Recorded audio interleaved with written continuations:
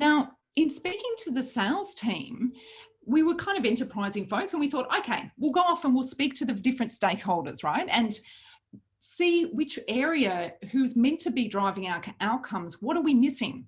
So our sales team was the first group, and they assured us they absolutely loved the product, but customers just weren't expressing any interest in it at that point in time. Now, this just didn't make sense, right? Because we knew that there was a problem out there and we knew there was a need. So we decided to do some research and did some ride-alongs with the sales team to hear what customers were actually saying. And doing so enabled us to identify the real problem. The sale of our platform was complex and involved many stakeholders on the buyer side. Now, trying to sell this additional product required adding another stakeholder to the discussion, the future building manager. And this created another layer of complexity for the salesperson to navigate and added further risk to the whole deal. And the reality with this was there simply wasn't enough incentive for the salesperson to push it. They weren't making enough commission if they added this product into the mix. So you can look at this an example where we were kind of at and say, okay, is this a product fail? Because we didn't actually pick this up from the outset. However, I think it provides a few valuable lessons. You can never anticipate every scenario or problem or behavior you're going to encounter when creating products. But the best thing you can do is get the product out there and be set up to learn. So this means that you've articulated the goals you're expecting to see and are watching the lead indicators that directly map to those goals. So as I said to you, we had expected to see a certain number of sales and weren't seeing that. So we knew straight away that something wasn't right. If we weren't on that, we might have let this problem run for a lot longer. And then once you've identified it and you've learned something, you need to actually go about and rectify those areas, right? So we've launched and watched and responded to this. And I'm happy to say there is a happy ending with this story. In this case, once we'd addressed the incentive issue and identified the need for direct sales rep for this actual product, we didn't have direct sales rep before this. We ended the year with fantastic customer outcomes and endorsements like this one, where people were articulating the time that this product was saving them. So our CEO was pretty happy. And within a short period of time, we had $2 million worth of sales. So we were tracking in the right direction, and it turned our CEO's frown upside down. Now, I didn't realize at the time, but to solve this problem, we were drawing on some fundamental concepts which were required to be an enterprising product manager. And I got the idea from this talk when watching someone who embodies to me what enterprising is all about. I don't know.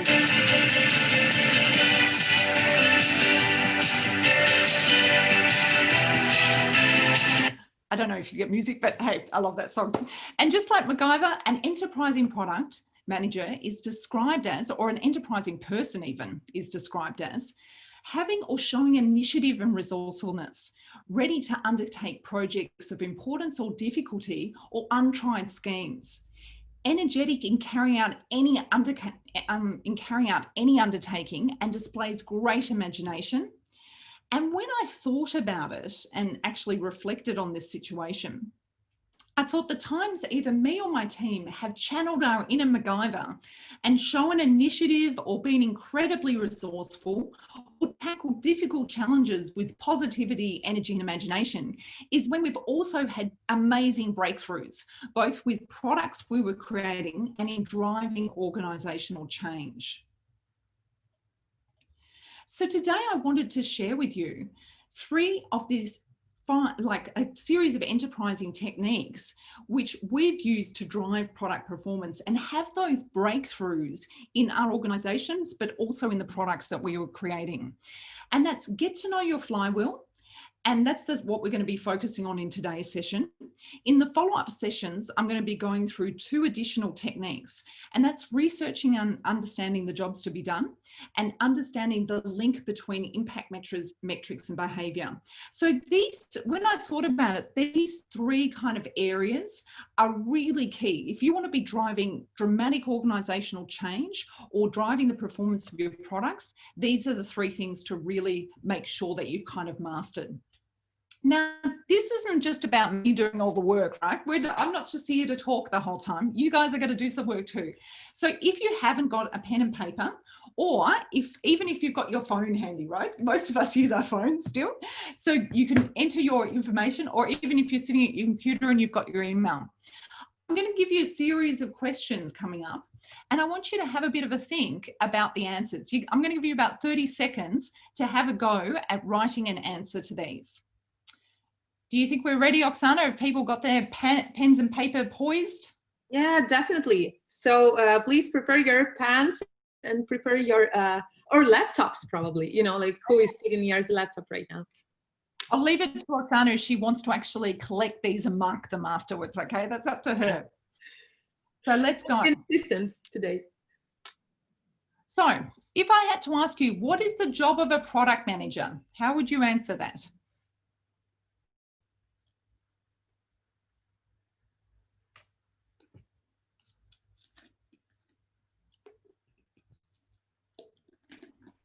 Please write in the chat. Yeah, dear all, please write in the chat. So we have one answer. So from Arvind, improve user experience and solve their problem. That's the first answer. And the second one is that the product manager is a CEO of a product. Pretty common answer, really. I like the chat one, sort of thing. Okay, other answers. Okay. Let's go to the next question. Now you'll notice they get a bit progressively harder here, okay? So this is the warm-up questions. How do you measure your success? Yeah, by the way, one of the answers was to make the product successful on the market. So that's the question about the success. How do you know? Yeah, well, so how do you know you're successful, right? So team appreciation, OKR, KPIs, reach, as I understood from Pavel. Well, what else? By tracking meaning metrics, definitely. Which metrics probably to track? Okay, these answers are product is adapted by customer and meets customer needs.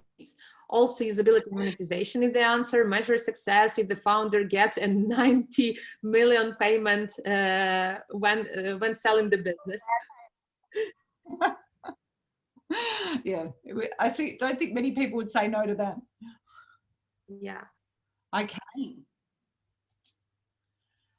How does what you do drive value for your company? So this is you personally. How does this drive value for your company? I like this question a lot. Cash. So we have first answer, cash. Are you bribing people? Is that Daniel? Daniel's using cash to bribe people. I think it's more about revenue, but who knows? Who knows? Please, Daniel, you know, like tell us more about your answer. Okay, no more answers. So people are thinking revenue, mission. So yeah, and by aligning the company vision and more from Daniel, cash is the king. Company needs to make money. So it's more like impact on money and on the revenue streams, as I understood. And one of the last questions, either it should generate profit, increase brand, or foster ready. Future ready. Future ready. I like that. Yeah. Yeah. Okay. How does what you do drive revenue for your company?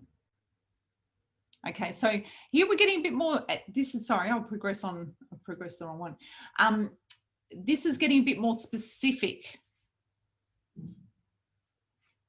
And there's no trick answers here. So don't worry if you're thinking, oh, part of us talking about this is getting people to think, okay, how do I actually start to think and articulate this to the rest of the people I work with in the organization?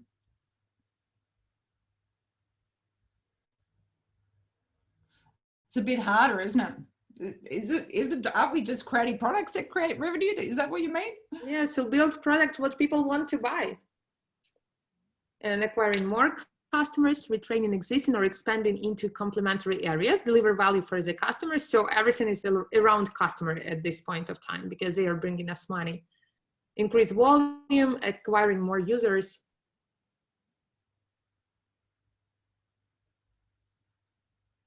Okay. How do you support the success of other parts in your company?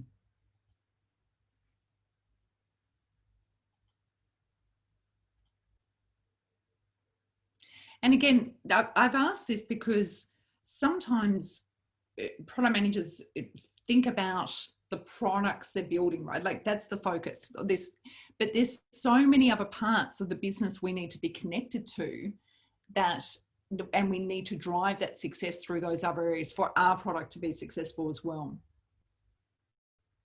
Now, just out of interest, if we can have a bit of a read, Oksana, what's the split between people who are listening, who are what we say enterprise or B2B product management, and those who are B2C product management? What's the split here? If you could kind of just enter into the chat, do you work in, or you might do both, but do you work in B2B or B2C?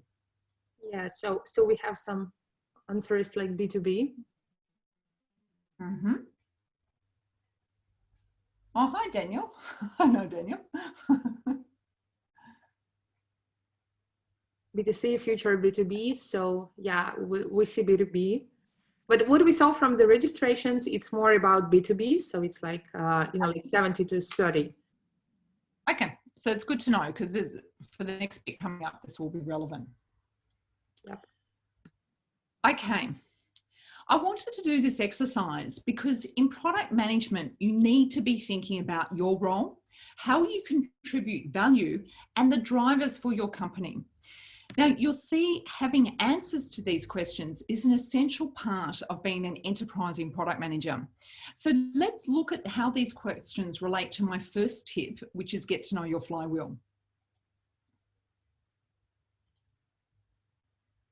And we'll just wait for, there we go.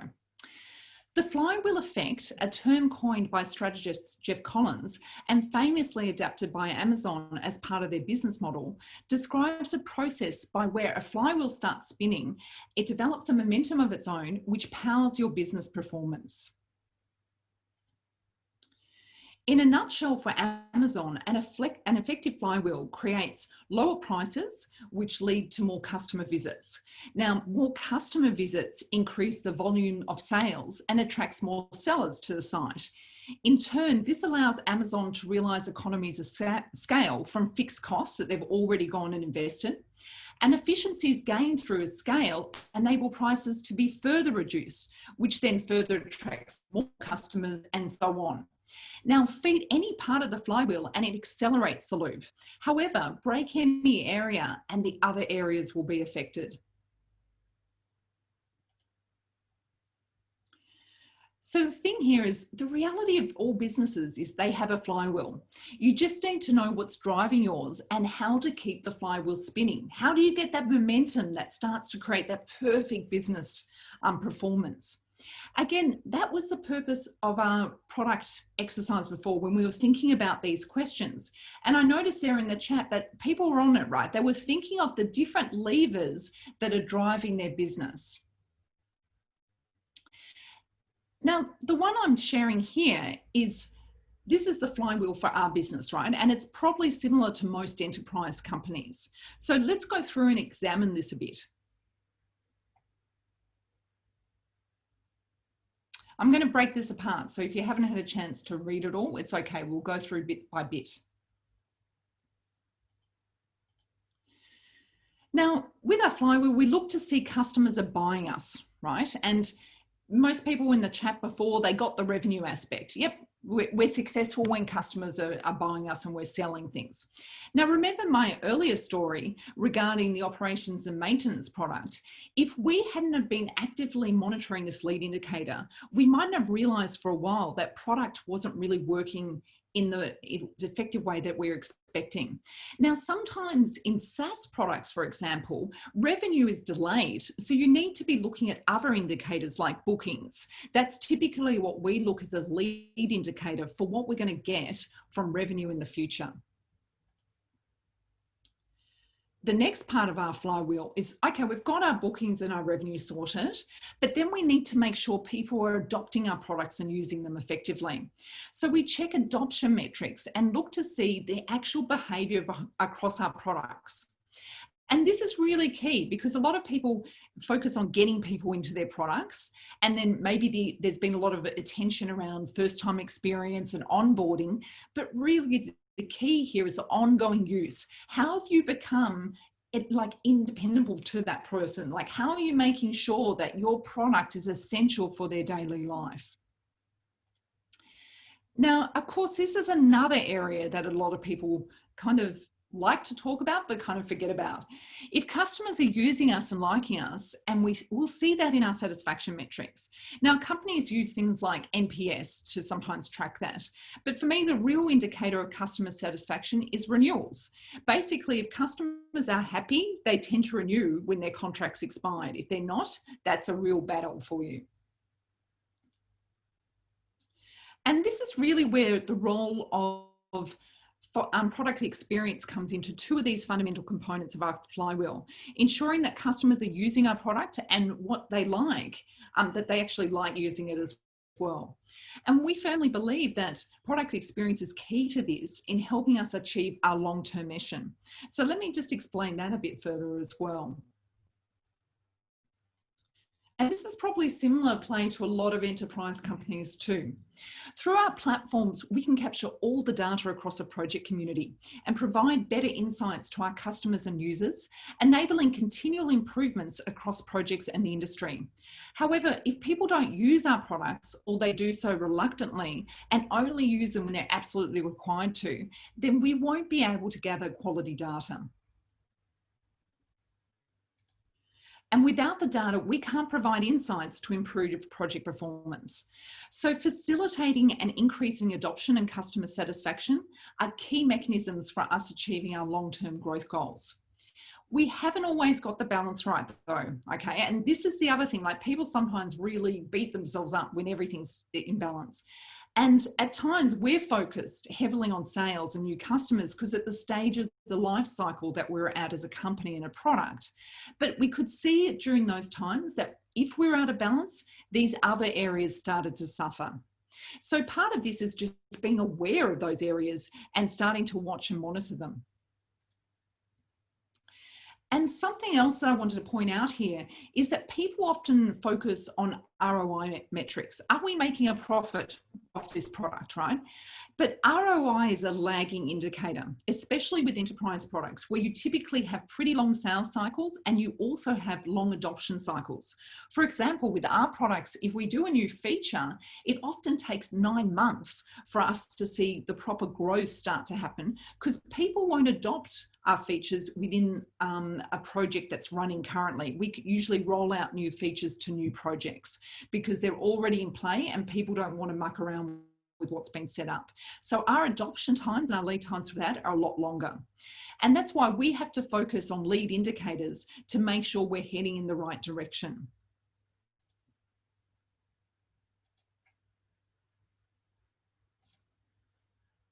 Oh, I think it might be sleeping a little bit. No, it's caught up now, maybe. There we go. Oh, it got excited. I'll just go back. So how can you be a more enterprising product manager using this tip?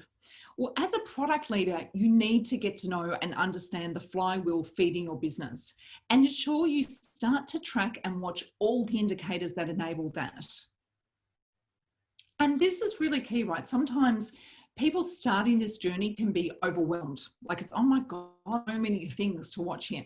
Even starting with one, like revenue is obviously one that everybody always focuses on, but start to look at the other areas as well and see how you're starting to get that indicator that shows the momentum across your flywheel.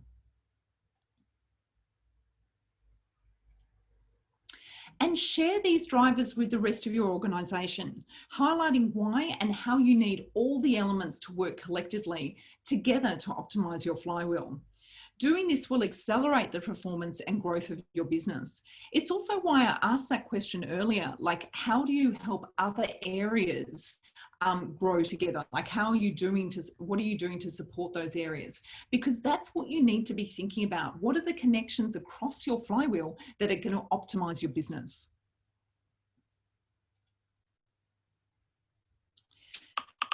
So they're the key tips I wanted to just focus on in talking about the flywheel. Oksana and I were just going to take a couple of questions now around elements that you might have seen before. You might be confused with elements of your flywheel.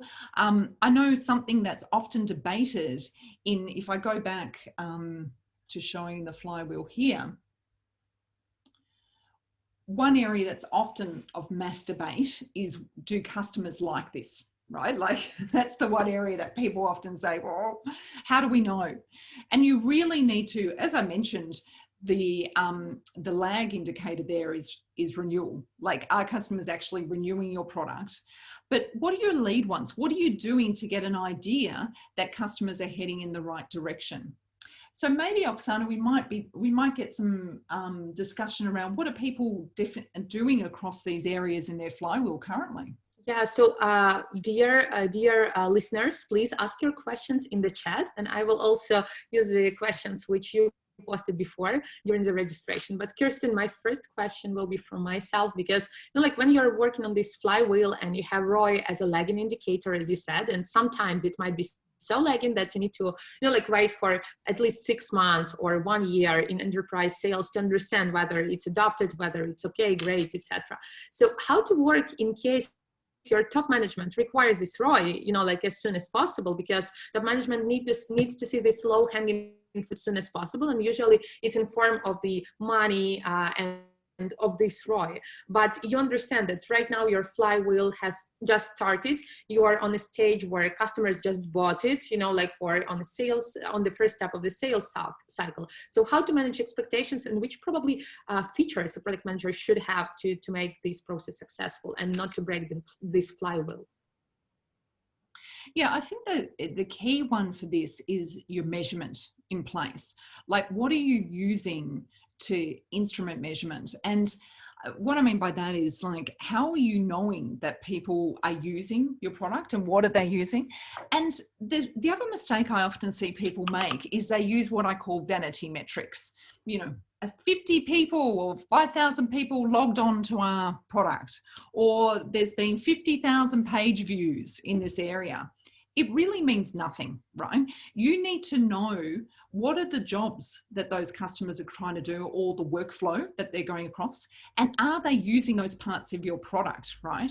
And because then if you know that, you know your success if you are successfully supporting them in the job that they're trying to do. So when you're looking at this, it's saying, okay, this type of job involves these areas of the product, or this path, right? That's what we're going to look at collectively around this process to see that somebody's adopting this new feature. And it's the biggest mistake that people just focus on the first slice, like the login, or that page view stuff, or that 50 people have clicked on this button. It doesn't mean anything, right? You've really got to relate it to what are the processes you're trying to support with your product or / that feature, and are you actually doing that in what you've reeled out? And don't skimp on putting those metrics, like whether that be Google Analytics, whatever, there's so many free measurement tools now. You have to instrument measurement right from the outset. Don't do it as an afterthought, because then it just gets harder and harder as your product gets bigger, right? So the earlier you can bring instrumentation into what you're doing and be watching and learning from that, that's really critical in all of this. Because then what starts to happen is, and this is what's happened for us in various products, right? We get big customers using our products, like they're very, you know, they're big gorillas, and they've got lots of pull and power.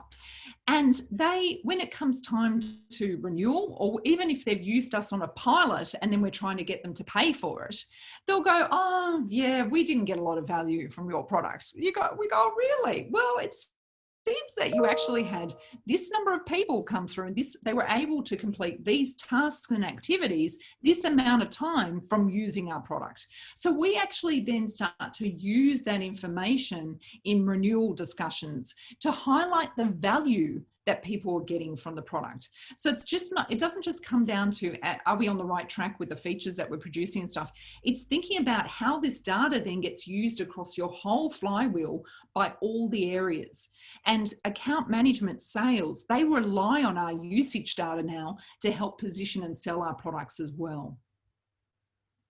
So instrument, that is the key, right? If you're thinking that you can roll something out without having any idea what people are doing or how they're using it, I'd think again.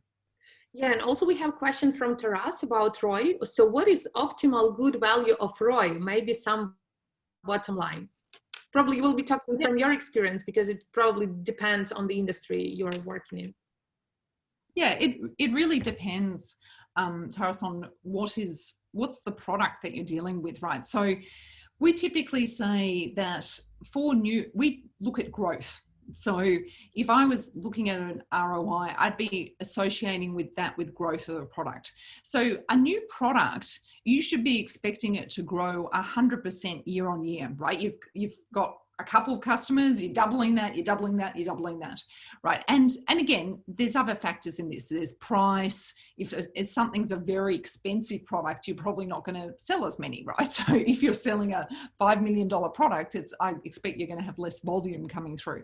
But typically at the early stages of a product, you'd be looking at growth of high numbers. You're going 100%, right? And then as a product matures, so in a mature cycle, when you've even when you've had that initial growth phase and you're going to the next thing, you're expecting kind of 20 to 30% year-on-year growth, right? And then as a product starts to get into legacy, you're probably expecting things like 5 to 10%. So some of that's the kind of growth aspect.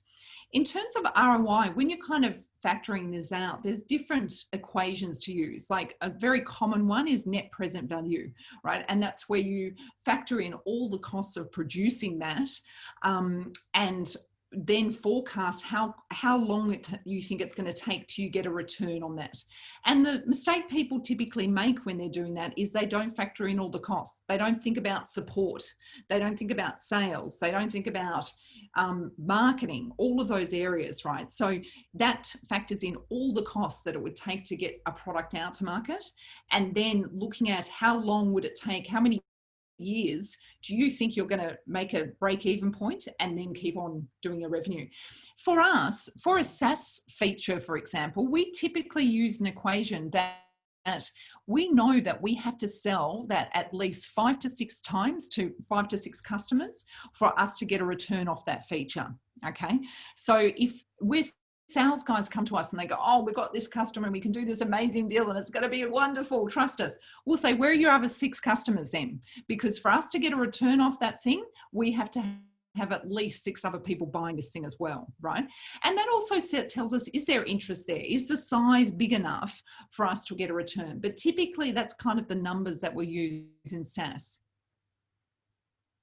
It's super cool. So in this way, you are like saying, okay, we have this product, we have this feature, and you are looking at Roi not from the sales standpoint, but from product standpoint. Okay, just give me like 6 customers. This is my bottom line to have this particular feature. Yeah, because it's got to be both, right? Like we're going to be held accountable for the commercial return of that product. And so we need to make sure that there's at least 6 people in the bag that are going to buy it, but also they're the people that will then take through product development of the feature as well. So again, if somebody, a sales guy or even in a product area, if they've said, hey, we're developing this new thing, it's going to be great, blah, blah, blah. And straight away, if they haven't got 5 to 6 customers, it's like, okay, well, what are you basing this on? If we haven't got 5 to 6 people we can take right from the outset through this thing, how have you come up with this? Now, sometimes I've done innovation products as well, where you haven't got any customers currently, you haven't got the product, like nobody's heard of this thing, right? And for us, BIM was one of those things. We went into the BIM field about 8 years ago before anybody was doing this thing called BIM. And so So finding customers is a bit trickier, but what you're focusing on there is still the problem. Have we got 5 to 6 customers who have this problem, which we're going to solve with this new technology? So it's still the same mindset you're approaching. You're always going to be solving a problem. You shouldn't just be doing technology for technology's sake. AI is the latest thing. Oh, we could do an AI solution. Okay, what's the problem the AI solution is going to help us with? And if you're always solving a problem, you'll always have those 5 to 6 customers to start with. Obviously, you want a lot more, but they're the starting point. It's not bad starting from 6 customers, at least. Yeah, so we have one more question. So how do you apply the iterative process in a situation where you want to have this feedback until, like X months later when you have this, like Roi and sales, etc. So how do you work with that?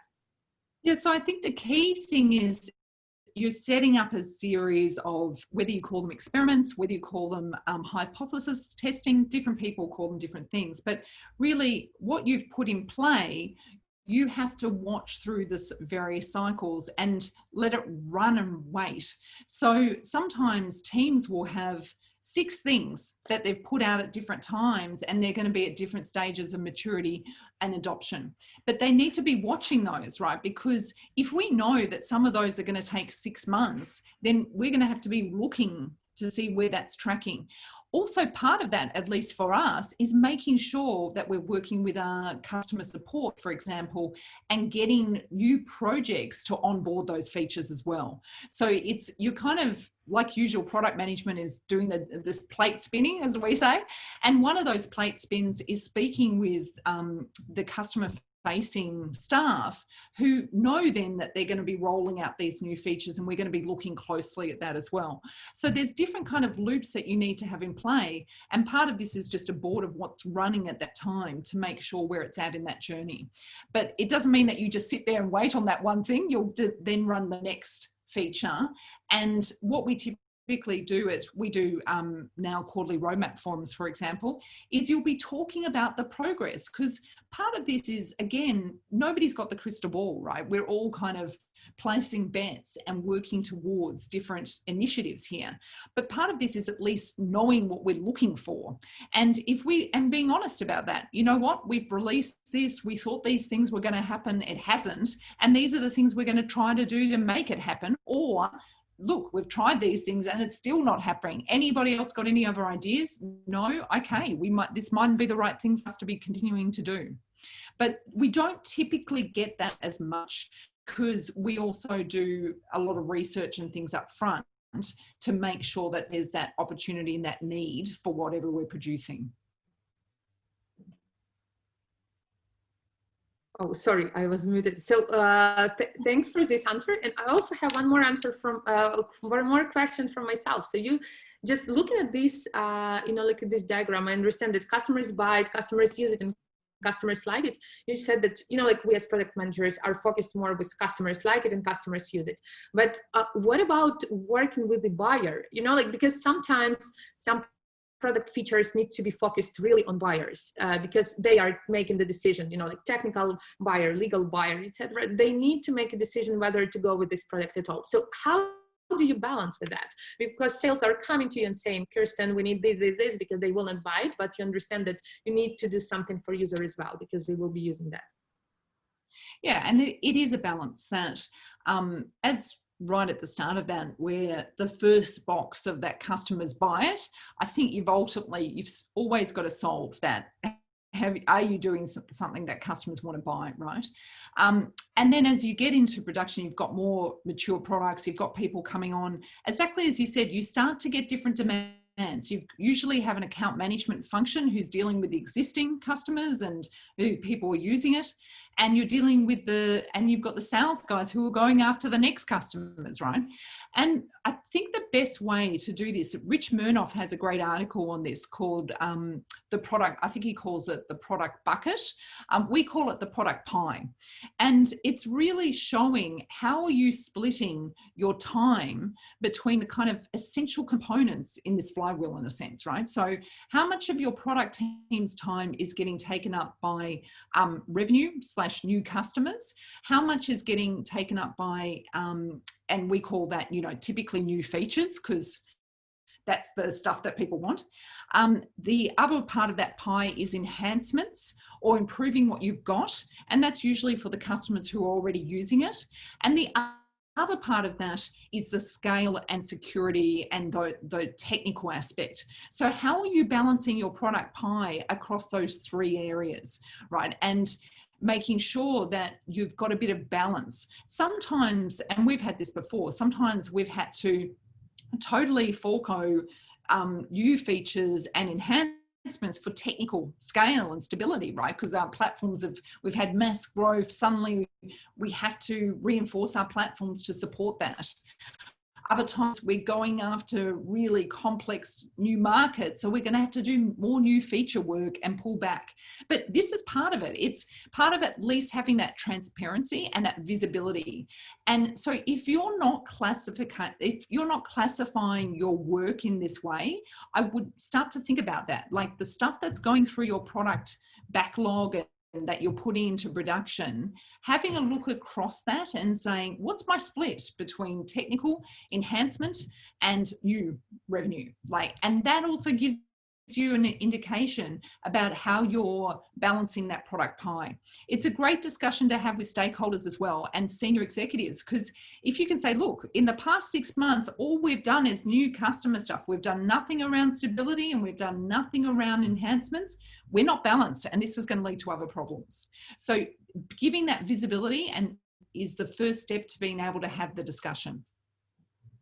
Thanks for this answer, because for me it's also very insightful, because as a product managers we need to balance and we need to prioritize not only the features, but like the scope of work for different areas of features, yes, and for different areas of the product. So this is kind of thing we need to keep in mind all the time.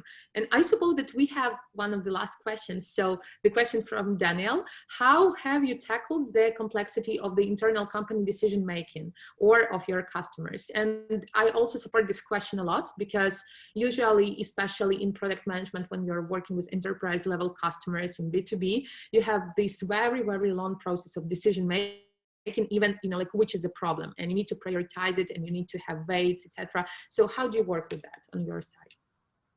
Yeah, and I think that there's various prioritization techniques that people have, right? And we can share I can share next week how our priority structure, how we typically do that. But look, I think it really does come down to continual transparency and reinforcing what you're doing and why. And executives have very short memories when it comes to it, right? Like we're always like, oh, this would be good if we could do this. And so the teams go and do this.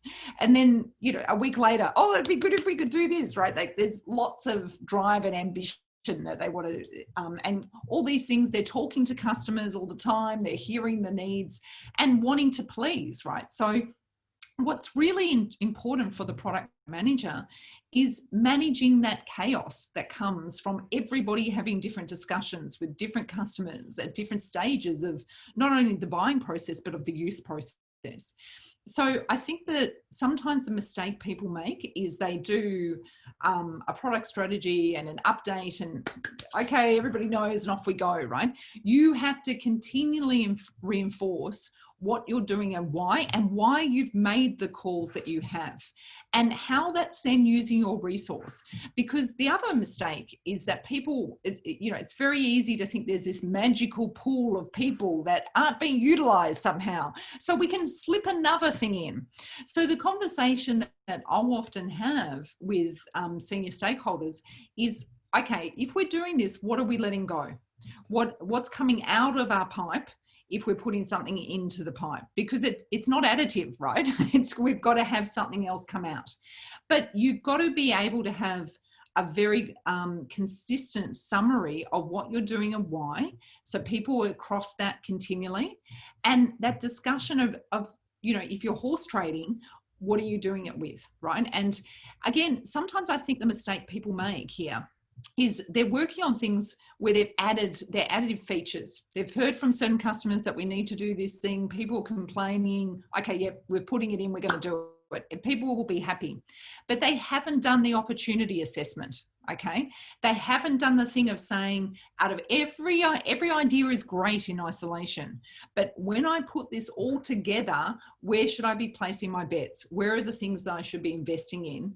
And having that clear to people, right? So, because what happens then, if I don't understand why you've gone and made a call around something, I'm going to continue to try to put it into the mix. And often people think you haven't put something into the mix, right? They think that you haven't thought about it or things.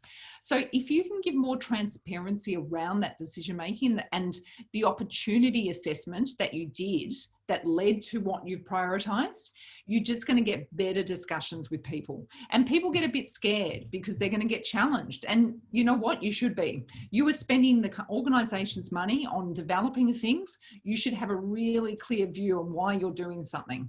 Okay. And it's not good enough that we had 5 customers who wanted this, because sometimes even though somebody wants it and it's a problem, there mightn't be enough return in it for you to invest the team's time to solve that problem. There might be a bigger problem that you have to tackle.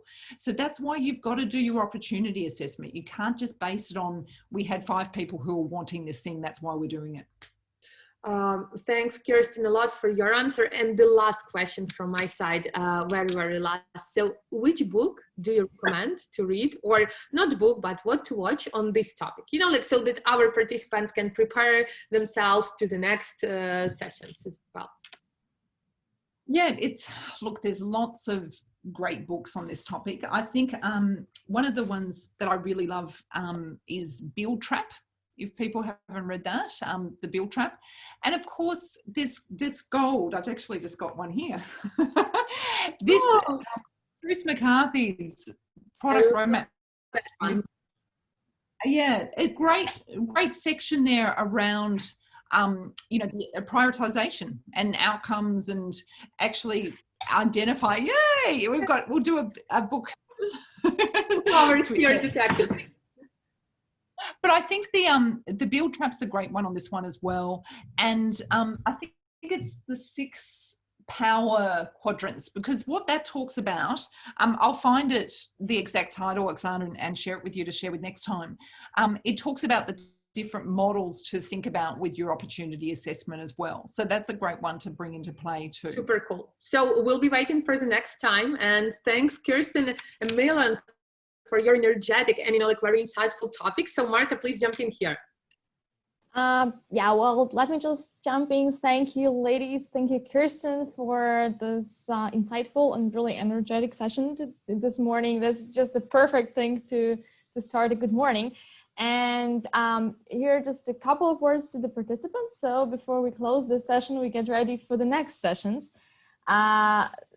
As mentioned, we have the series of events. So we started the series with the Get to Know Your Flywheel, and 2 more sessions are ahead of us every Thursday. So next Thursday and in a week, we will meet together to discover more together with Kirsten.